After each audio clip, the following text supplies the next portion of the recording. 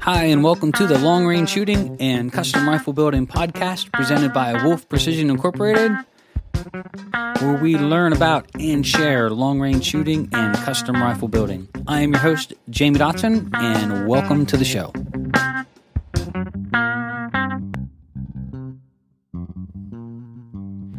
Hi, and welcome to episode 172 of Wolf Precision's Long Range Shooting and Custom Rifle Building podcast. I'm your host, Jamie Dotson, and welcome to the show. In this episode, we're going to tackle why you should be learning and mastering the art of the fundamentals of marksmanship prone, and why that's so important if you want to learn to shoot in other positions. We have this question here at the class a lot, and I think at the end of the school, the lights really come on as to why we teach the way we do. And then on top of that, we want to talk about the history of rifles and just some food for thought for what's coming and what big changes are in store. And you can sort of look back and pinpoint the history of rifles as well as manufacturing and point the needle as to where we think it's going. And then we had some questions and answers about why you should be looking at a custom receiver over taking a factory rifle and starting to modify it. So just food for thoughts. These are common questions that we get. Several of these were emails and phone calls this week already. So I thought they'd be great to cover here on the podcast. So it ought to be a great podcast. So without further ado, here we go. Before we get started, I do want to say a quick thank you to TriggerTech. TriggerTech is the maker of fine rifle triggers. They're made from our great Canadian friends in the north. One of the reasons why I love these triggers so much is that they are safe, they are easy to install, and easy to adjust. You can't get yourself into trouble adjusting. There's just one screw to adjust the pull weight. Very simple installation. We think it's the best on the market, and they offer lots of different makes and models, from straight shoes and curved shoes to different pull weights, and for lots of different manufacturers. So one of the great upgrades you can do to your rifle, factory or custom, is to upgrade your trigger, and you can see all the great selections at triggertech.com. That's triggertech.com. Stop over today. We'd also like to thank Krieger Barrels. Krieger is the maker of fine cut rifle barrels. They are a family-owned and operated business. They are in the great state of Wisconsin, and they offer a new program called Krieger Direct, where you can order your barrel and have it in as little as 2 to 3 business days, which we find to be fascinating. So if you want the best and you need it now, stop over to KriegerBarrels.com. That's KriegerBarrels.com today. So it's not uncommon here at the shooting school to have customers ask, where are our shooting benches and why we don't use shooting benches? And for me, this is a little bit of a struggle, because I do know that there are times where we lose clients that could potentially come through the school because we do teach the fundamentals prone. But I also know that this is a double-edged sword, that if we give people the choice to shoot off a bench, most will, and I think they'll lose the benefits of working and learning the art of the fundamentals of marksmanship. One of the things that I think are really important, and maybe that sets our school apart, is our really key focus to the art of fundamentals. It's over the top when it comes to all the finite details that get into taking you in the rifle and getting you working as a team, getting you thinking about the interaction and how you play that back and forth off of each other between you and the rifle and you, and how you can have negative effects from both. And there's no better position to really become intimate with the rifle, I guess you would say, for lack of a better word, than learning from the prone position, because you are fully exposed to all the nuances that a rifle will do recoil-wise, how it hops and moves and pushes and pulls. And then I think it's very reactive to the inputs that you put into it, both good and bad. And I think what happens, and this is the reason we do it this way, is what I have learned over the years is when I practiced the core fundamentals prone and mastered what I thought was how to really shoot a rifle, it is the same rules that apply to almost every other position. And so everything that we do prone with the rifle is applied to shooting off a fence post, shooting off a rail, shooting off the hood of your truck, shooting off a tripod. It's just as we keep moving further away from the ground, the less stable we become. And so we have to either focus a little bit more, be a little bit more laxed in trying to not push or pull or make the rifle do something. And then also we have to be very fluid in being, knowing that the rifle has to be handled a certain way and that it's a little bit more susceptible to our inputs, good or bad, right? So when we teach the rifle class here prone, to say that it's a pain in the neck, well, it sort of is. A lot of guys and girls alike have not shot 3 days prone before, and our noggin does not like to be held in the horizontal position. I mean, when you're on the rifle prone, you get a stiff neck. Now, some of that is just improper technique, and we can usually get that dialed out pretty quick on day one. We do that on purpose simply because if we let you lay there in a wrong type position and you get really sore, you're really going to struggle on day 2 and 3 just because you're not going to be having fun. It gets pretty miserable, but there are ways to solve these things. But the last couple of classes I thought have been just absolutely perfect examples as to why I hesitate to put shooting benches in, because that's the question that we get is, do you allow it? And we do in certain circumstances. We had some older benches that we had here that if somebody had back surgery or something, they just couldn't shoot prone, then we would allow them to shoot on benches. The flip side of it is now we've got people shooting prone and on benches, and there's a little bit more added responsibility on our end for safety. If somebody's shooting off a bench and the rifle falls off their right side and they're a right-handed shooter, if there's somebody shooting on the ground next to them, they're really exposed to that rifle. So one of the reasons why we really hesitate that and we're really even mindful as to where we put them out on the line is because there is a safety aspect to having some people prone and some people on the bench. Now, let's flip over to why you don't want to learn shooting off of a bench and why I think shooting prone, in my mind, is always the better choice. When we shoot off of a rifle bench, we have a certain amount of pressure that we're putting into the rifle, pushing forward or pulling the rifle. Usually it's setting almost like a free recoil style on a front bipod and maybe pinched between a set of bunny ear bags or something like that. But when the rifle cracks or the gun fires, there isn't a lot like it normally would be holding it in place. So in other words, it's a little bit more free-wielding to bounce around and move around a little bit on the front first. So one of the big things that I don't like teaching off of a bench is if it's a very slippery or smooth surface, when you shoot, your rifle just slides left and right. Your ability to control the rifle or allow it to naturally come back is dissipated because it's easy for the rifle to move left and right. You're always going to have it go in the path of least resistance. And so if you don't have something, for example, with us laying prone behind the rifle at 180 pounds, the rifle can move back easier, but it can also slide left or right easier. It's just how it works. And then the other part is we're only supporting the rear of the rifle like a pendulum from our hips up. We're setting on the ground, we've got our feet on the ground, and we're leaning forward a little bit. But if you think about the percentage of weight or mass of our body that's actually holding against the rifle, it's greatly reduced. And that changes how a rifle recoils, and it changes how you sort of interact with it. And so it's sort of like shooting with blinders on. You're never going to get that feeling or sensation of how the rifle is supposed to behave because it's sort of a little bit out of control. It's like a teenager given a little bit too much freedom to move in different directions. And so you never really get that control or how it's supposed to feel correct. And I think that's where when shooting prone and trying to master the art of marksmanship is one of the things when you shoot prone is that you actually get to understand how the rifle is supposed to behave, how it's supposed to recoil, how it's supposed to track, how much energy is into your shoulder. How do you do proper follow-up? How do you do proper follow-up shots without cranking the rifle all over the place? How can you get into the rifle quickly and be familiar with where it's supposed to be?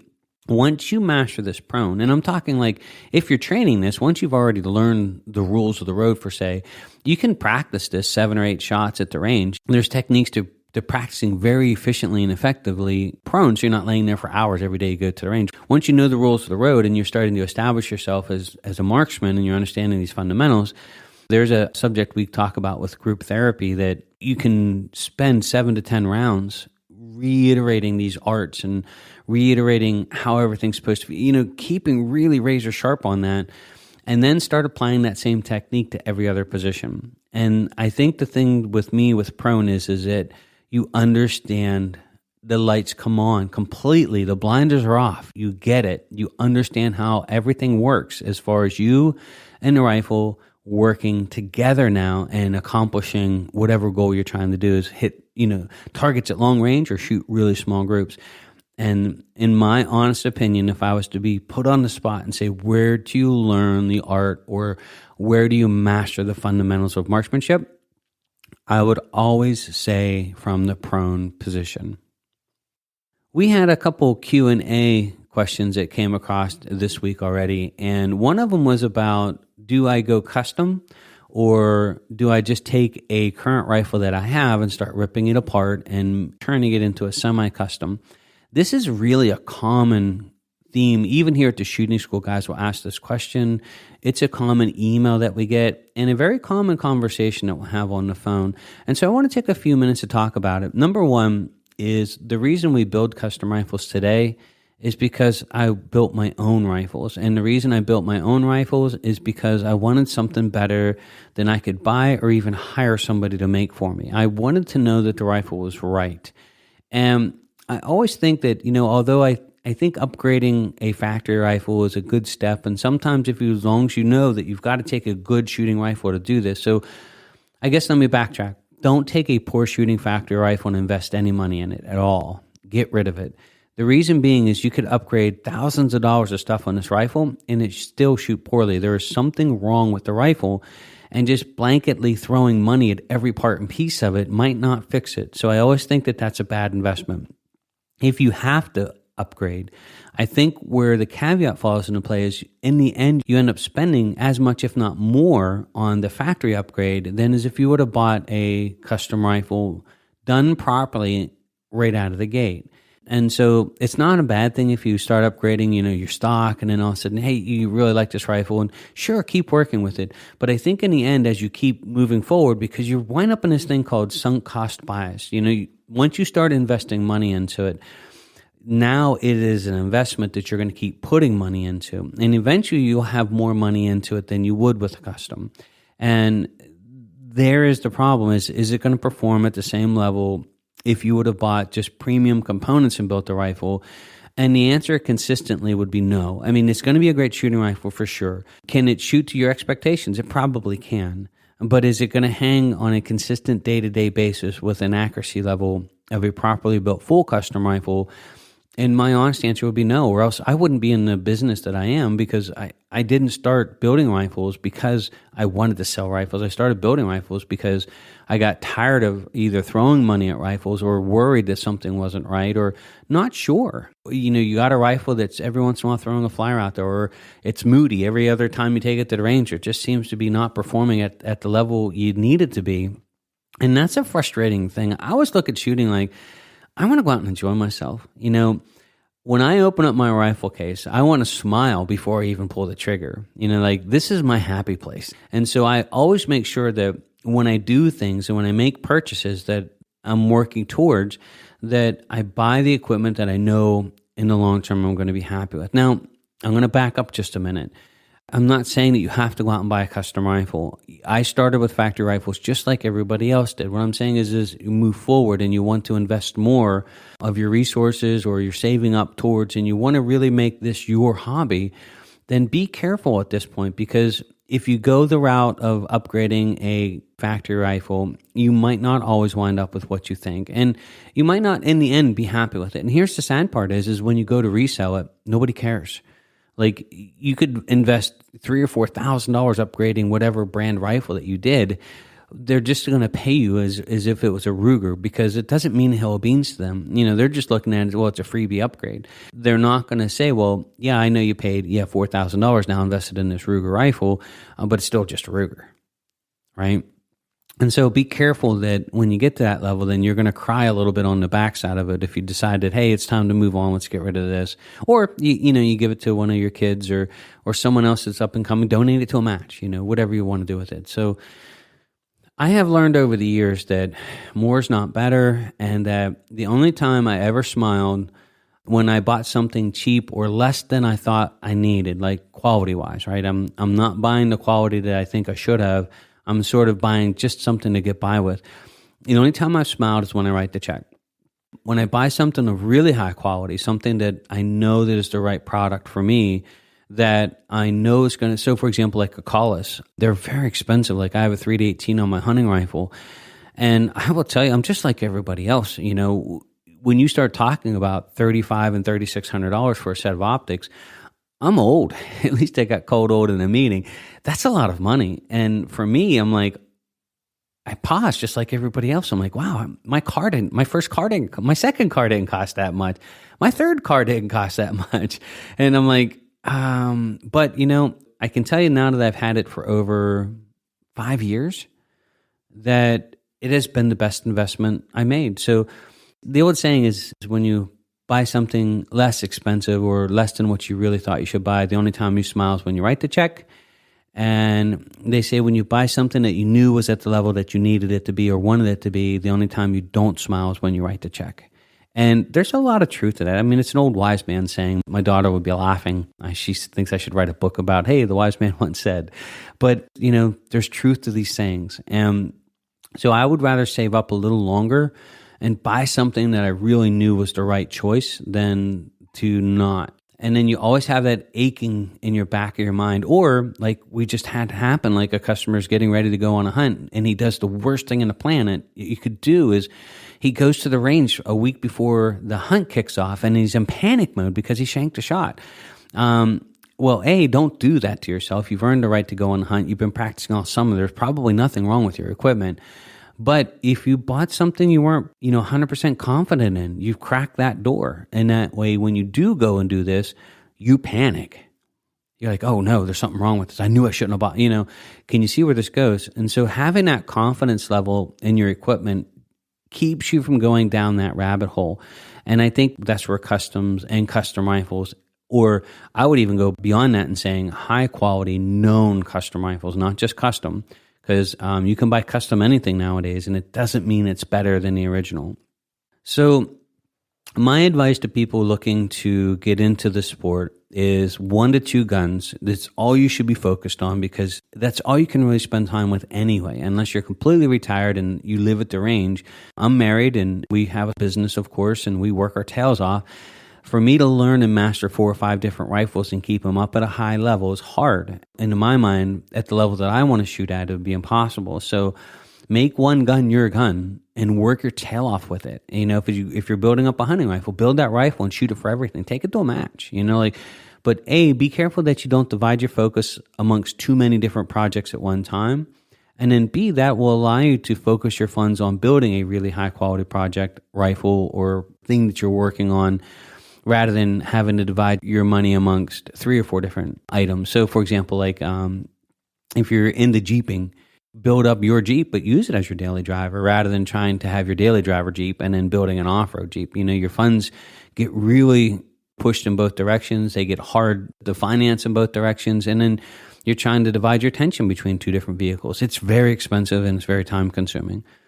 Now, what we think is going to happen in the marketplace, and this isn't a sales pitch for what we do here, it's just a general thought as to where we think the market's going, is if you look in the last 30 years or even 50 years of rifles, and you'll see that like 50 years ago, it was like Ford and Chevy. You had Remington, you had Ruger, you had Smith & Wesson, you had Winchester, you had your standard, Big Four or something like that, you would say, Savage. You had these big manufacturers that were mass producing firearms. And maybe in 50s, 60s, and 70s, really that was your only choice unless you knew a machinist that would custom chamber or have a reamer made to make a specific caliber for you. And even at that, maybe all the information wasn't quite there, to make it that much better. You had inside of these companies something like the Remington Custom Shop, where they allowed for the customer that wanted something a little bit nicer, a little bit better, a little bit more engraved, a little bit more custom, to choose that. And you could build a custom rifle with Remington. And that was a really big thing for quite a while. Remington Custom Shop had some really great gunsmiths working there. And they did beautiful work if you really wanted something, hand carved and hand checkered. And it really was something else. But if you go from there to now, not only does Remington Custom Shop does not exist, but Remington itself has disappeared twice. One of the things I think that's changing in the industry is, people are weaning away from the big manufacturers. It's not a given anymore. You now have a choice to build, something more specific rather than the general shoebox shoe that everybody's picking from. Like if you go to the shoe store, you've got 5 shoes to choose from and hopefully one fits your foot, right? I think people are understanding that it's a mass production and a race to the bottom. They're trying to make super fast and super inexpensive marketplace rifles that are introductory rifles through maybe $2,000 and under, and still using the mass production techniques that have and are still being honed today. And I think what's happening right now, and maybe this is the only get out of jail free card with this, would be handguns, like revolver, stuff like that just a little bit more advanced than I think someone's going to put together themselves. But I think you're going to see most of the major manufacturers either have one or two core rifles. That is it. You're going to see some race to the bottom and go bankrupt. I think within the next couple of years, you're going to see one or two less major manufacturers in our industry. And it's just a sign of the times. People want something better than that. And I think they know now that they have a choice between going with a shoe factory rifle that's just a mass quantity, mass production assembly facility to, now the gap is closing. Think about like with Bethlehem Steel. We're in Johnstown, Pennsylvania, so if you get a chance to research something really interesting, Bethlehem Steel was the king. Their facilities here were world-class. They had mines, they had brick-making facilities, they had, you name it, they had funds for it. They had a private lake called Queen Mahoney with a private club that only the higher echelon got to visit. All of their CEOs and executives had these massive suites. If you were golfing, your shower time went by your status symbol. If you wanted to go take a shower and you were lower on the totem pole, you had to wait till everybody else got. Think about the king mentality, right? Then all of a sudden came the mini mills. And at first, Bethlehem played it off. Like they were making the cheap, inexpensive rebar, right? And these mini mills were coming up, and Bethlehem shrugged them off and said, they'll never touch us. We're too big. Who cares if they take the lesser expensive or the smaller portion of the market? That's not our bread and butter. They are not a threat to us. Fast forward 10 years, they were out of business. And I think that's exactly what's happening to the firearms industry, is that these mini mills, for say, people like us who are making component-based rifles, who are allowing the customers to pick and choose and buy the components exactly the way that they want it, and then go and purchase the rest of the parts from other third parties. So, for example, like there's an old saying that keep your front porch your front porch. For example, like us here, there are things that we just don't do. Like I'm not interested in making a rifle trigger. That would be a back porch project to us. So that is somebody else's front porch, right? Let them take that lead on that. That's their passion. That's what they're the best at. So why take time and resources and efforts away from what we're the best in the world at and try to challenge them? And same thing with stocks. I know that we're really excited to eventually offer a chassis. And I think more than anything, it's just because we have the abilities to do it. And it'd be fun to play with, right? But it's not the core business. There are way too many custom manufacturers out there that have got this really dialed in well, that is a back porch project to us. And so it's not worth the time and resources. And so we let that be the front porch for XLR, for MDT, for all these awesome stock manufacturers that are coming online and building really good quality products, right? Same thing with barrels. Like we can turn barrels and we do all the work to them, but there's 20, 30, 50 years of honed skills in making a huge difference in making a super high quality rifle barrel, making that rifling. And so, yes, we have to finish that product, but that would be a back porch project to us. I have no interest in manufacturing rifle barrels. There are just too many people that are too good at it. That is their front porch. Leave it be. Same thing with custom actions, right? So we get asked on this with the custom receivers, like, hey, are you guys ever going to offer the ACE system for a Ruger? Are you ever going to offer it for a Tikka? Are you ever going to offer it for this? And, in my mind, I'm really hesitant to say that we ever will, because why put our A-quality product like the ACE system or barrel system into something that might not perform because of what it's attached to? And like, we've already got a beautiful system in place. We already have what I would consider like the best action in the world, that is Bat Machine's front porch, right? Bat Machine is the best, in my mind, the best action builders in the world. There's just nobody that's able to do it, not just at that level, but repeat it over and over and over and over again. That just is a testimony to Bruce and Daryl Tom's ability as world-class machinists and really passionate about what they do. That's their front porch. That would be a back porch to us, So why bring anything else in or try to make a system for something else when we know it might not even deliver to the customer at the way it's supposed to? So, and then just to talk about that one step further, I used to true a lot of Remington 700s when I was younger. For example, we would actually take the receiver, we would take the bolt, I would hone the bolt bore raceway, straight and true. Then I would use a ground rod to dial that in and a jig system in my lathe to make sure that bolt bore raceway was perfectly straight and true. Then I would cut the face of the receiver. I would chase the threads in a lathe, not a tap, in a lathe backwards. So if you want to talk about a skill set, try to go in and follow old threads that aren't running perfectly true and true them up inside a receiver and stop them before you crash your machine on the backside into the lugs. Then I would go in and I would machine the contact lug surfaces perfectly true. Then we would take a ground recoil lug. Then we would jig up the bolt. We would jig it up perfectly straight and true. We would machine sleeves. So I would reduce the diameter of the bolt body and I would add metal to it. Then I would machine that perfectly straight and true to the firing pin. Then I would actually machine the back of the lugs, the front of the lugs, and the face of the actual bolt. So it's perfectly straight and true to the sleeves. This was about $600 worth of manual labor, maybe $650. And that didn't count coatings and stuff, right? Just to bring a receiver up to a level that we would consider a bench rest quality receiver, right?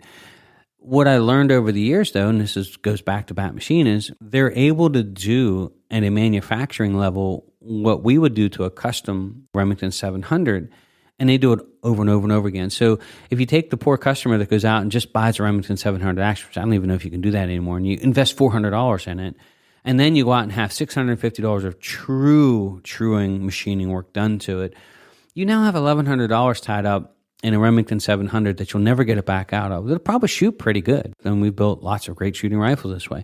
But in my mind, I think it's a bad investment. Like, why put all that time and labor into something that's never going to be what a bat's going to be?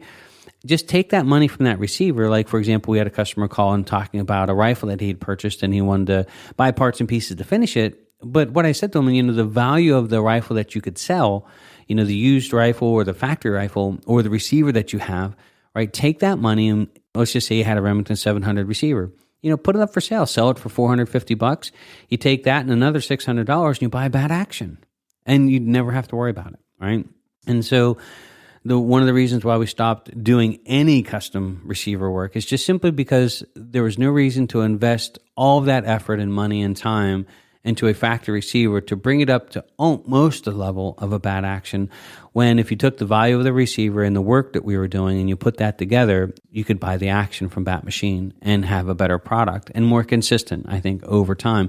Because you do run into anomalies, for example, Remington 700s, where the receivers are bowed. And so you start to do all this work and you realize, you have a problem. So it doesn't always work out that you always wind up with a great shooting receiver either. You can have a damaged receiver from the factory that just can't be fixed up to that level. And so for me, in my mind, I would sell off a Ruger or I would sell the Tikka and I would take that 400, 600. We were looking online the other day.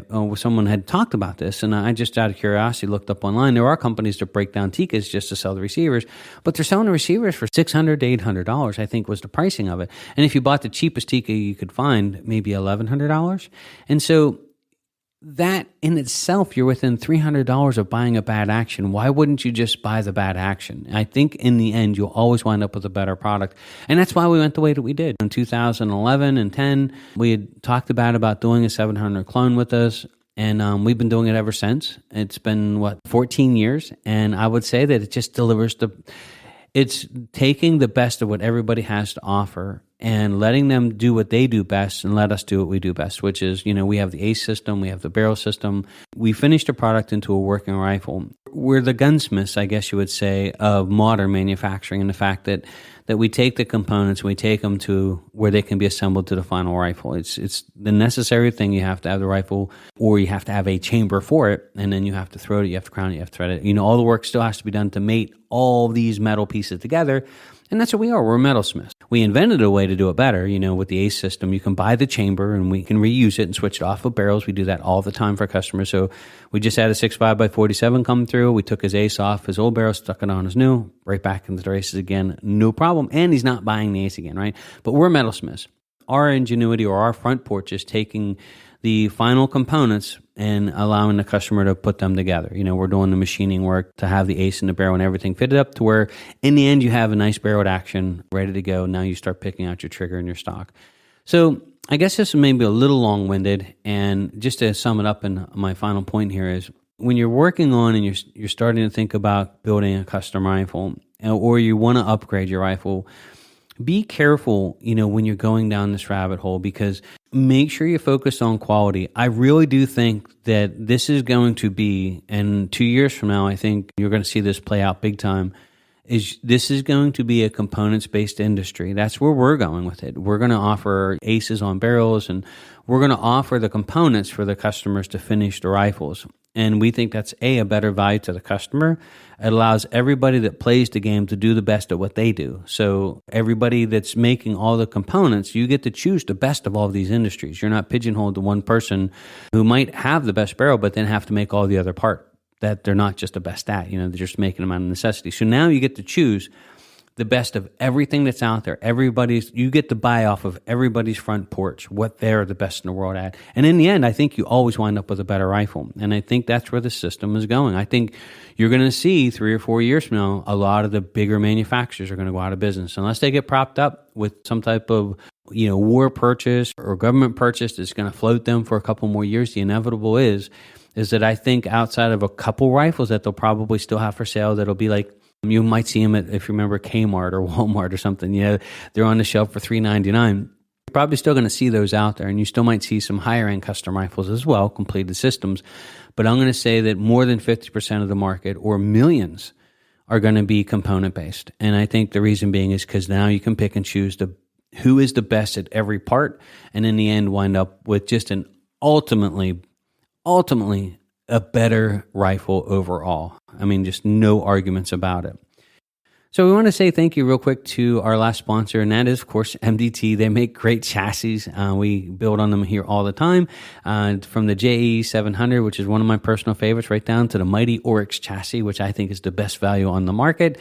I don't know how you build a chassis for right around $400 and some that just is world class and will take a beating, whether it's on a hunt or at a match. Great entry-level chassis for sure. And you combine that with our system here, and you can get into a really nice high-end custom rifle for less than $3,000.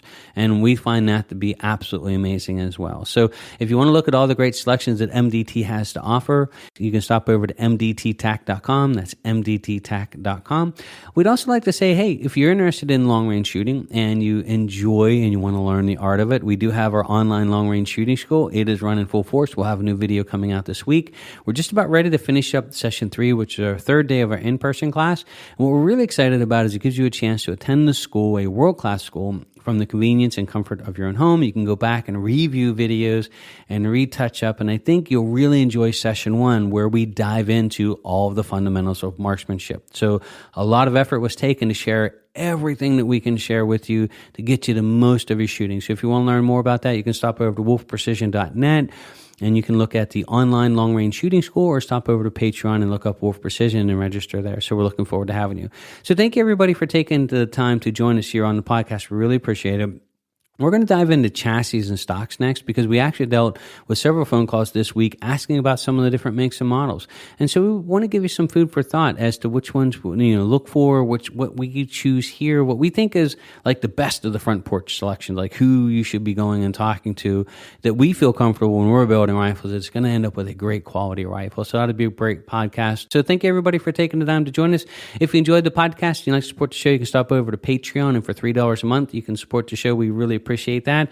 If you know somebody that's into this type of shooting, you would like to share the podcast, we appreciate that as well. And of course, leaving a nice comment below helps us to be found in all of our ratings. So thank you so much for doing all that. So my name is Jamie Dotson. I'm your host, and you are listening to Wolf Precision's Long Range Shooting and Custom Rifle Building Podcast.